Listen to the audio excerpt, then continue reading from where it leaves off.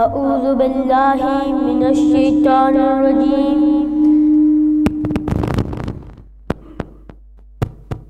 بسم اللہ الرحمن الرحیم الحمد للہ رب العالمین الحمد للہ الذی ہدانا لہذا وما كنا لنهتدی لولا ان ہدانا اللہ السلام علیکہ یا ابا عبداللہ السلام علیکہ یا ابن رسول اللہ السلام علیکہ یا غریب یا مظلوم یا شہید بأرض کربلا رب اشرح لی صدری ویسر لی امری واحلل عقدۃ من لسانی یفقہوا قولی صلوات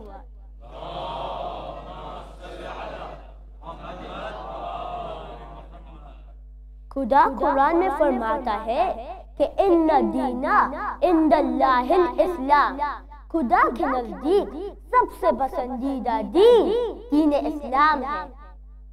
اسلام مصطفیٰ کی جلالت کا نام ہے، اسلام بوترا کی قوت کا نام ہے، اسلام اہل البیت کی عظمت کا نام ہے، اسلام فاطمہ کی طہارت کا نام ہے، اسلام دل ہے فاتح بدر و حنین کا، اسلام دل ہے فاتح بدر و حنین کا، اسلام کے رگوں میں لہو ہے حسین کا۔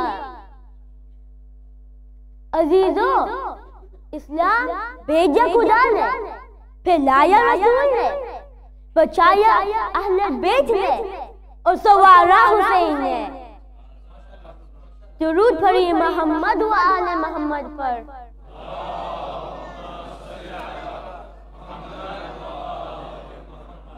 ماتم دارو اور غصہ دارو، عزاداری قائم کرنا سنت رسول اور ائمہ ہے۔ یہ بہت بڑی عبادت ہے۔ یہاں آنا، مجلس سننا، ماتم کرنا اور فرش عزا میں بیٹھنا یہ ہم ڈیسائیڈ نہیں کرتے ہیں، یہ بی بی فاطمہ زہرا ڈیسائیڈ کرتی ہے کہ کون مجلس پڑھے گا، کون ماتم کرے گا، کون مرچہ پڑے گا اور کون فرش عزا میں بیٹھ کر نعرے لگائے گا۔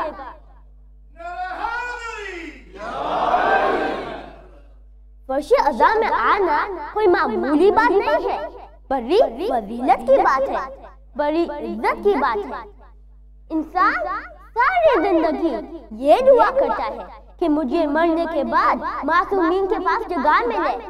ارے ہمارے معصومین یہ زندگی میں فرش عزا میں آ کے ہمیں یہ موقع دیتے ہیں، فرش عزا میں آ کے ہمیں عزت دیتے ہیں کہ تم تو مرنے کے بعد ہمارے ساتھ ہونے کی تمنا تھی، ہم تو تمہیں یہ زندگی میں فرش عزا میں یہ موقع دینے چاہتے ہیں، ذرا فرش عزا میں آ کے تو دیکھو۔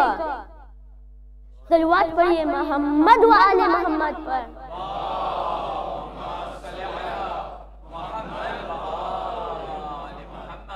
سارے کائنات میں کوئی ایسا بادشاہ دکھاؤ، سارے کائنات میں کوئی ایسا شہنشاہ دکھاؤ کہ جس کے مرنے کے بعد 1400 برس ہو گئے ہو اور اس کا دربار سلامت ہو۔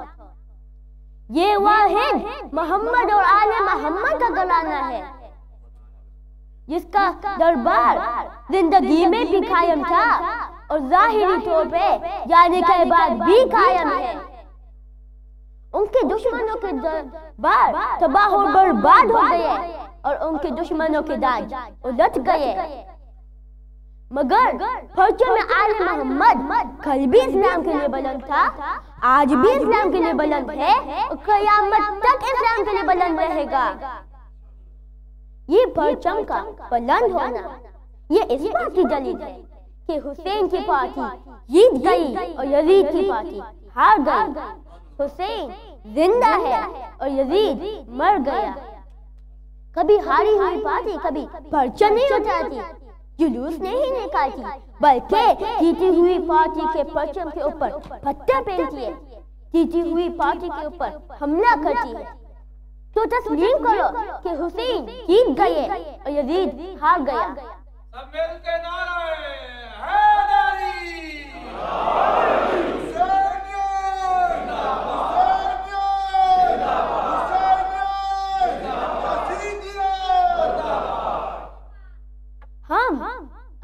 چاہنے والے ہیں.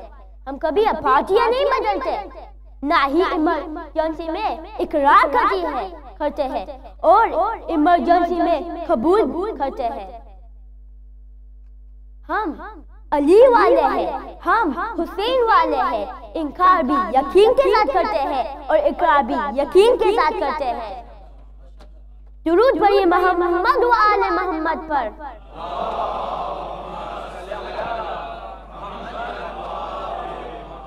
بس عزیزوں، ہو گئی مجلس.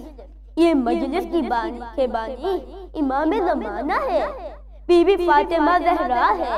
خدا کے لیے کبھی رونے میں اور ماتم کرنے میں کبھی شرمانا نہیں. نہ جانے کس کے بازو میں سید سجاد بیٹھے ہو، نہ جانے کس کے بازو میں سید سجاد ماتم کرتے ہو، نہ جانے کس کے بازو میں سید سجاد ٹوٹ کے آنسو بہاتے ہو.